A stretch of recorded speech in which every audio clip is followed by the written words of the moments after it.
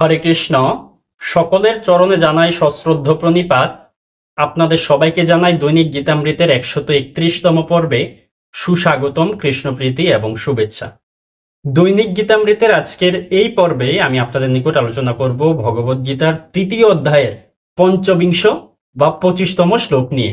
আপনারা সকলে ধৈর্য ও মনোযোগের সহিত সম্পূর্ণ ভিডিওটি শেষ পর্যন্ত দেখুন, সেই সাথে শ্লোকের মাহাত্ম্য ও তাৎপর্য হৃদয়ঙ্গম করার প্রচেষ্টা করুন। আমি শুরু করছি, আপনারা সাথেই থাকুন। ওম নমো ভগবতে বাসুদেবায়, ওম নমো ভগবতে বাসুদেবায়, ওম নমো ভগবতে বাসুদেবায়। শ্রীমদ্ ভগবদ গীতা 3য় অধ্যায় কর্মযোগ। শ্লোকটি হচ্ছে ভগবান শ্রীকৃষ্ণের। ওম সক্তাঃ কর্মণ্য বিদ্বাংস যথা কুর্বন্তি ভারত কুর্যাৎ বিদ্বাংস তথা সক্তস চিকীর্ষুর লোক সংগ্রহম। আবার পাঠ করছি। সক্তাঃ কর্মণ্য বিদ্বাংস যথা কুর্বন্তি ভারত কুর্যাৎ বিদ্বাংস তথা সক্তস চিকীর্ষুর লোক সংগ্রহম। অনুবাদ: হে ভারত, অজ্ঞানীরা যেমন কর্মফলের প্রতি আসক্ত হয়ে তাদের কর্তব্য কর্ম করে, তেমনই জ্ঞানীরা অনাসক্ত হয়ে একই কর্ম করেন কেবল মানুষকে সঠিক পথে পরিচালিত করার জন্য। এই শ্লোকে ভগবান বলছেন যে অজ্ঞানীরা যেমন কর্মফলের প্রতি আসক্ত হয়, অর্থাৎ কর্মফলের প্রতি প্রত্যাশা রেখে কর্মফলটা ভোগ করবার জন্য তারা কর্তব্য কর্ম করে, তাদের কর্তব্য নির্বাহ করে বা কর্মসমূহ করে, তেমনি বিপরীতে জ্ঞানী ব্যক্তিরা অনাসক্ত হয়ে, অর্থাৎ তাদের কোনো আসক্তি থাকে না, কোনো প্রত্যাশা থাকে না কর্মফলের প্রতি, কিন্তু তারা কর্ম করে।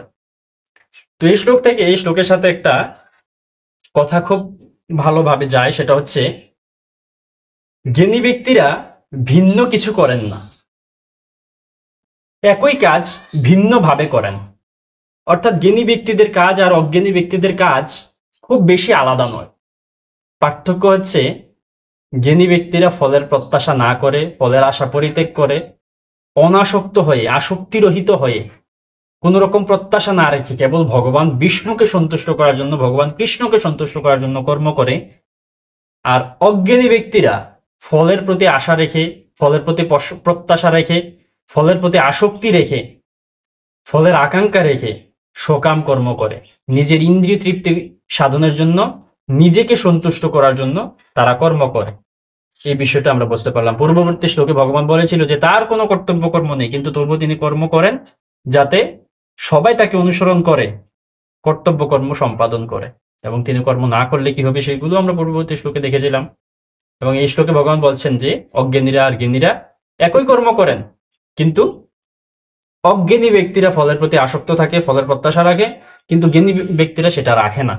এই বিষয়টা আমরা বুঝতে পারলাম। তো এই শ্লোক সম্বন্ধে শ্রীল প্রভুপাদ কি মন্তব্য করছেন সেই বিষয়টা আমরা তাৎপর্য থেকে দেখে নিই। তাৎপর্য: কৃষ্ণ ভাবনাময় ভক্ত এবং কৃষ্ণ ভাবনাহীন অভক্তের মধ্যে পার্থক্য নিরূপণ করা হয় তাদের ভিন্ন বাসনার মাধ্যমে। কৃষ্ণ ভাবনার উন্নতি সাধনের পক্ষে যা সহায়ক নয়, কৃষ্ণ ভাবনাময় ভক্ত সেই রকম কোনো কর্ম করেন না। এমনকি অবিদ্যার অন্ধকারে আচ্ছন্ন জড়জাগতিক কার্যকলাপে আসক্ত মানুষের মতো তিনি একইভাবে নিযুক্ত হলেও একজন ইন্দ্রিয় তৃপ্তির জন্য এই ধরনের কার্যে নিয়োজিত, কিন্তু অপরজন নিয়োজিত শ্রীকৃষ্ণের প্রীতিবিধানের জন্য।